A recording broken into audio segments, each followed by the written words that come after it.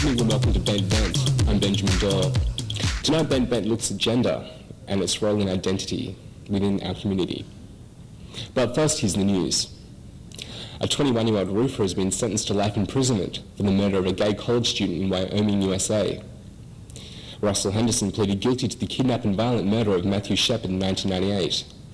Henderson will serve 2 consecutive life sentences as a result of his involvement in the hate crime, sparking outrage throughout America, after a national coalition of gay groups spoke out against applying the death penalty. It seems an episode of Xena Warrior Princess will never go to air after it attracted criticism from Hindu groups. The episode, called Dawe, has offended protesters with its portrayal of Lord Krishna and Hanuman. A spokesperson for the World Vaishnava Association claims it appears that the Krishna and Vedai religion approves of and gives its blessing to homosexual relationships, which is completely false. The show's producers have apologised. And the Also Foundation has claimed success in moving Resurrection to a smaller venue. Also's dance party Resurrection 4 was staged at The Cage and enjoyed a positive response from a large proportion of the community. And that's it from the news desk here. Now over to Caroline Hamilton.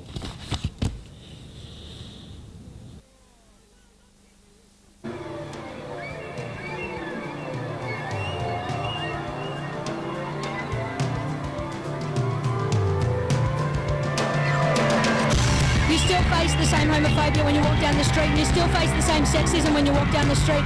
And I don't think it's changed at all in terms of trying to get a job or the kind of conditions that you face in the workplace at all. Women's issues are a global issue. 20 Kurdish women were not allowed to walk next to husband. She has to walk behind the husband 10 meter or 5 meter behind the husband. But when the Abdullah Öcalan, he came and he broke many taboos. There's a little bit of difference because we have that physical difference and women still have that attitude. I still think that men, regardless of any particular group, if there's men and women, I still think men have a dominant position. And I think they're improving their position, but from what I can observe, I still believe that, that men are still rather more dominant in the movement.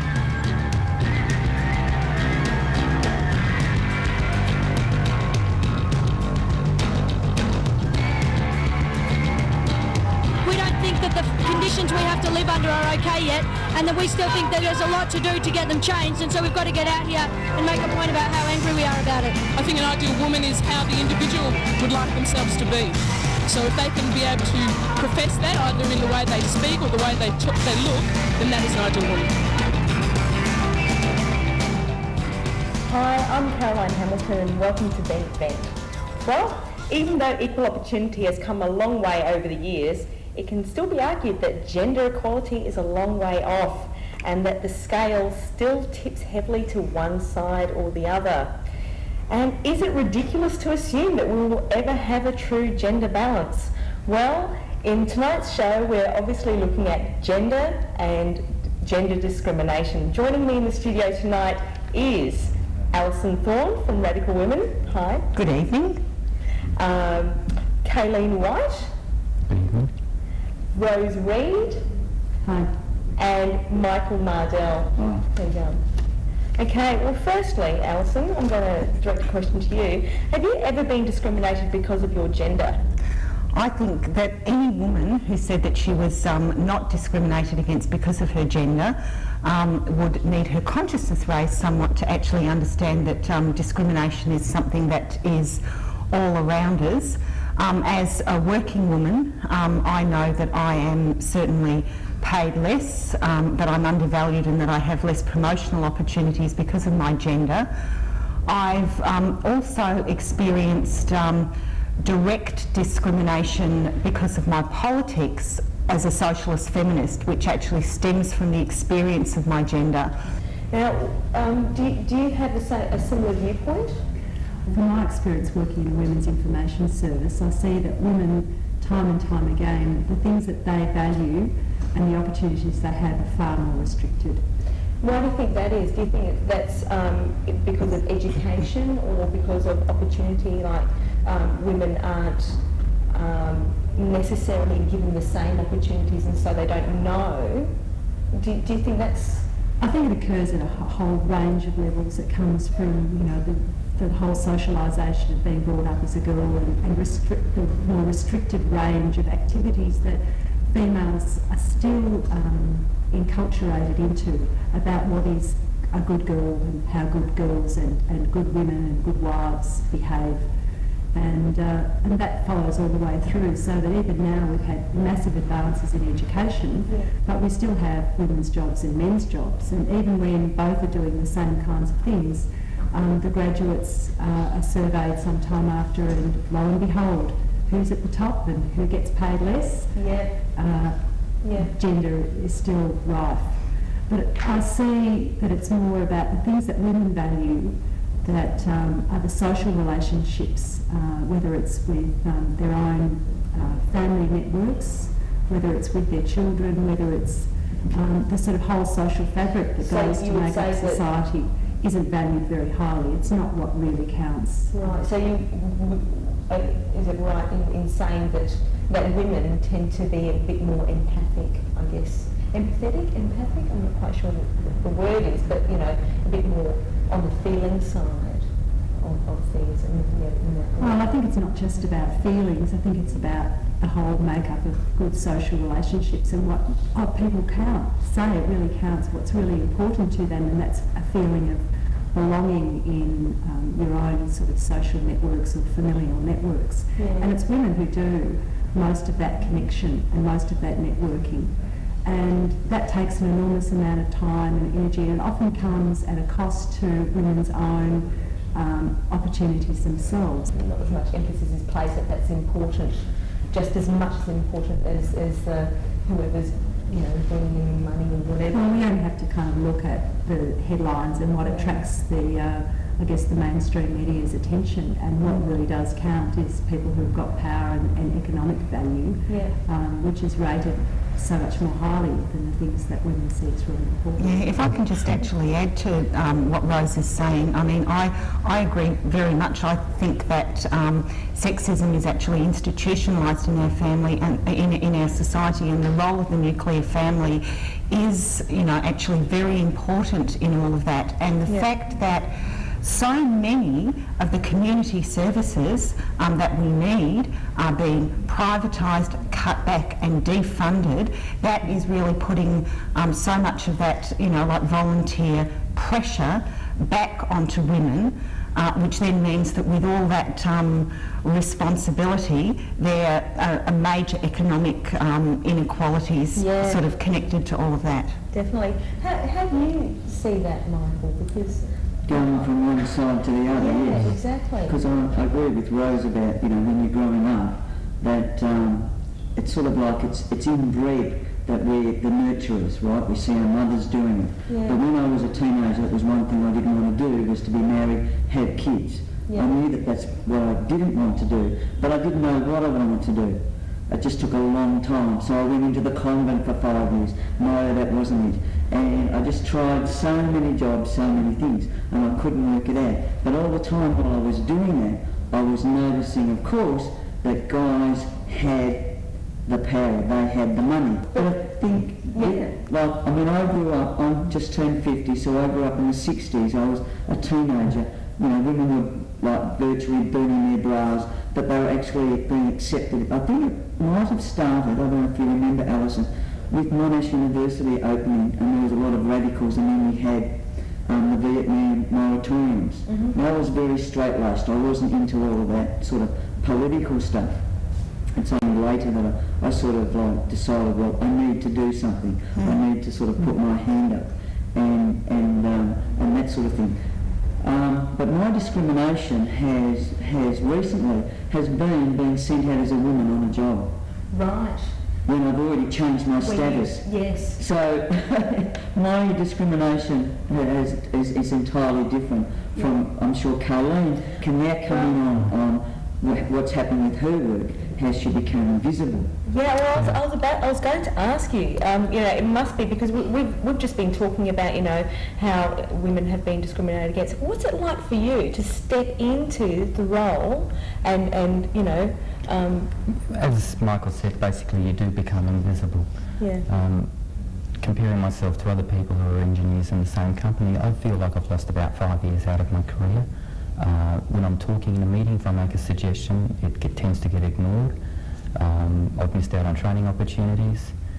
As an example of the sort of attitudes that are still prevalent, I complained about the air conditioning not working 2 weeks ago and was told by the manager in charge of the building services that the unit was undersized and couldn't be fixed.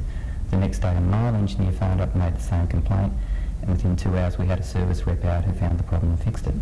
And it's interesting because it's like, even though we know innately that that's obviously something that's gender discriminatory, okay, it's very difficult to prove that. Yes. And Yeah. I mean, you know, what kind of steps can we take, do you think, to... In the company that I work at, I'm also the employee's affirmative action representative, and we're working with people like the Affirmative Action Agency to come up with a range of strategies covering things like training, mentoring schemes, improving access to different facilities. We're surveying female staff to find out what their experiences are and find out their suggestions on how we can try and improve it.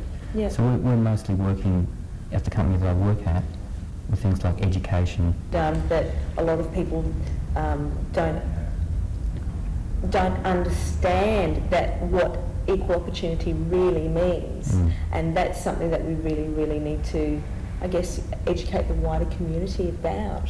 And I suppose that's part of your role in where you work. Yeah, I'm trying to look at cultural change in engineering, and that's a very big issue. Yeah. It certainly is, and it sounds very exciting. And I think that one of the things that's critical with affirmative action and equal opportunity law, that those laws are actually under attack at the moment. Those laws are being eroded. I'm going to have to actually wrap you up there. We're just about in time for a break, but we are going to talk more about gender discrimination and equal opportunity after these messages. Stay tuned.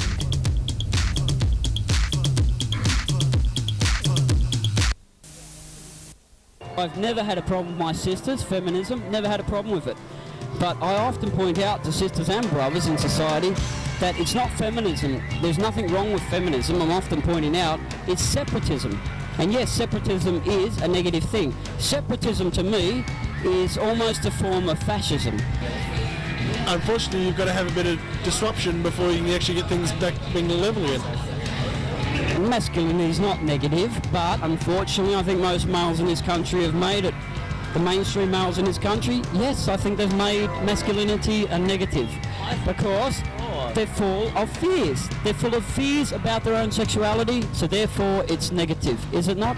No one's got a sense of humour like a gay boy. They tell the funniest jokes on earth. There's good and bad in every subculture, so we're not all perfect, you know. There's a lot, believe me, I lived in the gay scene for 9 years in Sydney, and I'm just recently to Melbourne, and believe me, they can be a pain in the arse. Excuse the pun. I consider more to be someone who is more intelligent and thinks with their heart and their head as opposed to what's in between their legs. I consider to be more of a man than what the society stereotypes it as. So have you noticed in society that a lot of subcultures down the track become mainstream? Have you noticed that? Anyone ever noticed that? A lot of subcultures become mainstream down the track. So the same people who pick you up and put you down will lick your ass in the future. So stick by your convictions and show people the way. Be creative, you know, don't be a follower. Hi, welcome back to Bent Vent. Well, tonight we're discussing gender discrimination, and rejoining me in the studio tonight is Alison Thorne, Kayleen White, Rose Reed and Michael Mardell. I'm really glad I did that all correctly. And just before the break, we were discussing education, and you had a point about I think it was covering leftist politics and social standing. Did you want to continue about that? Well, the point that I was wanting to make was that I really agree with Kayleen about getting out there and organising in the workforce, and we can use the sorts of tools that you were talking about, Kayleen, affirmative action and equal opportunity, but we've got to get out there and defend those things. They are being eroded. There are, like more and more exemptions being put into place. It's getting harder and harder to actually take a case, and I think that it's very important that we recognise that even though those things are limited, we've got to get in there and we've got to fight to defend them. And on top of the sort of work that you're doing in your workplace, I think that of course it's very important for women to be organising within unions and getting the trade union movement as a whole to really take on the issue of sexism in the workplace, sexual harassment, discrimination, promotional opportunities for women, and the question generally of economic equality.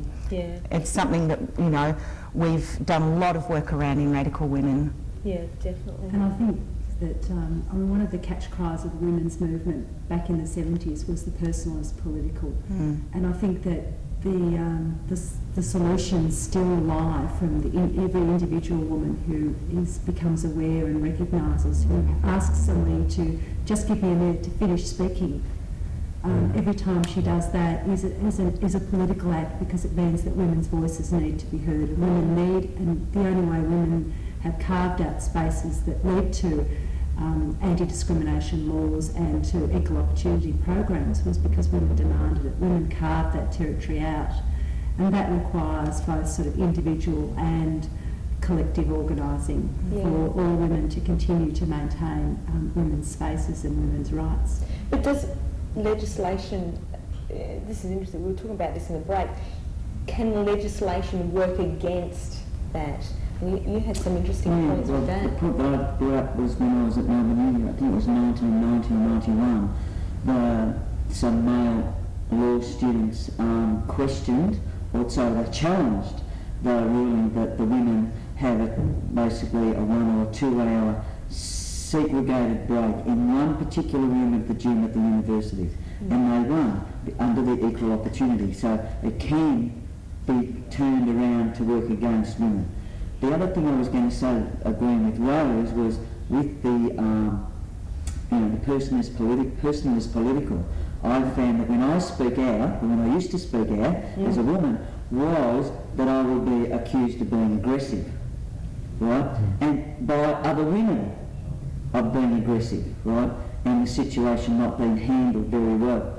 I mean, these things that, and I just say, well, it's probably my army training that taught me how to be assertive in my company. You do have to raise your voice. You do have to push it. Unfortunately, you don't get listened to.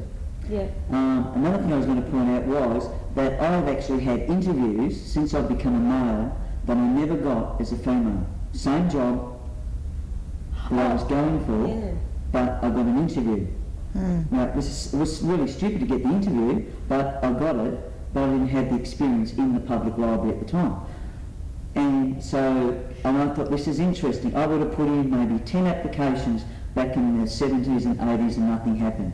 I put one in as a male and I get an interview. Because obviously if you're a woman, then you're going to go off and have children. Why should we spend all that time, invest all that time into you as a worker? I mean, these are the kind of prejudices. Yeah, this is what It's interesting, you can get those prejudices still happening even though the managers of companies will come out with the right sounding words. The manager of the group that I'm in has occasionally said that, for example, in this section of the company he'd like to see another woman there, but he takes no realistic measures to get another woman to come into the position.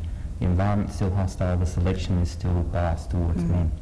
They're bringing someone up through the company. Bringing someone up, I mean, this is what we were talking about before about mentoring. You know, women are not trained to mentor other women, whereas men have been grown up with it. I think there's just a whole history of women not being in the workforce, of not being encouraged to move up, and the women that do move up are seen as being too aggressive.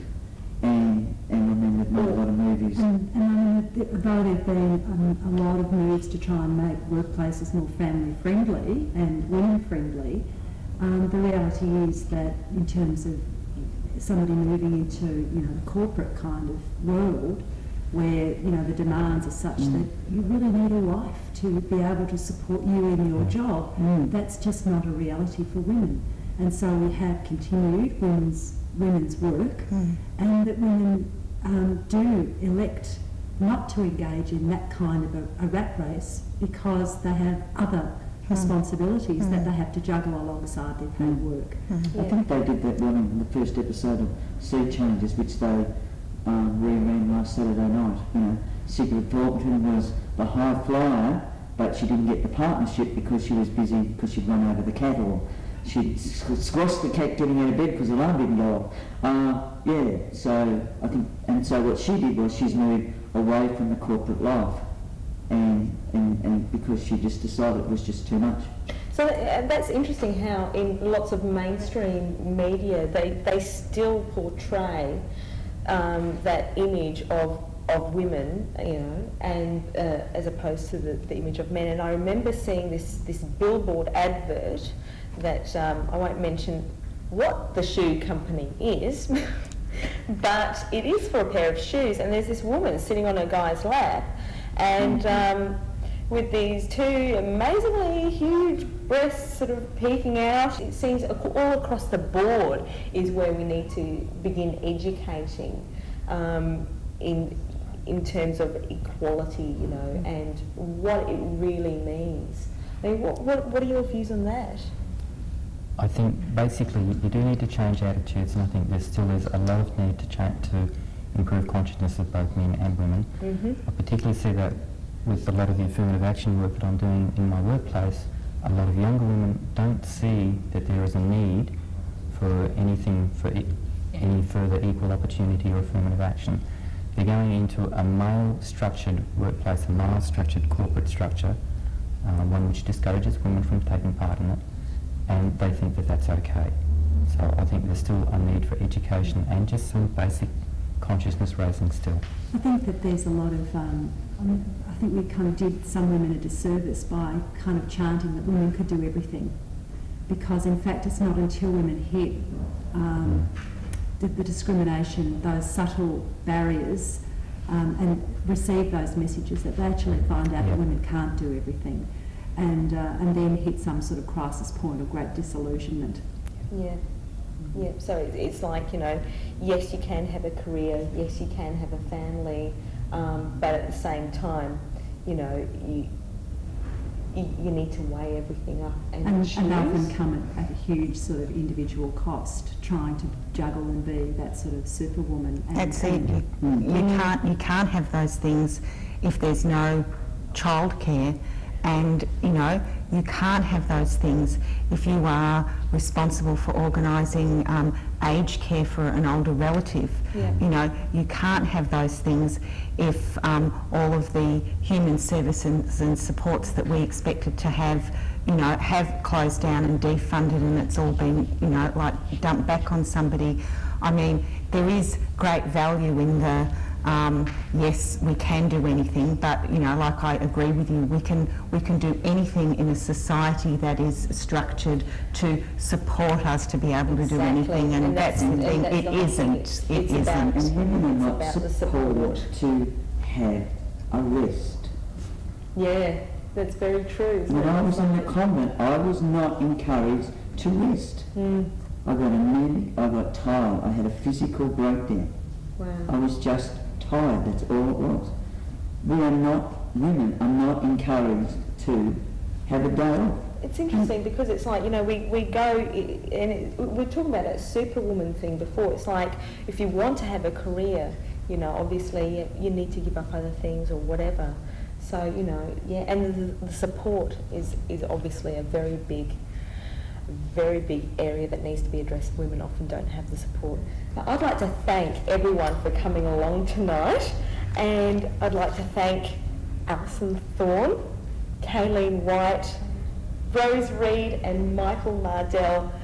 Please Stay tuned for the rest of Vent TV and tune in next week. Good night.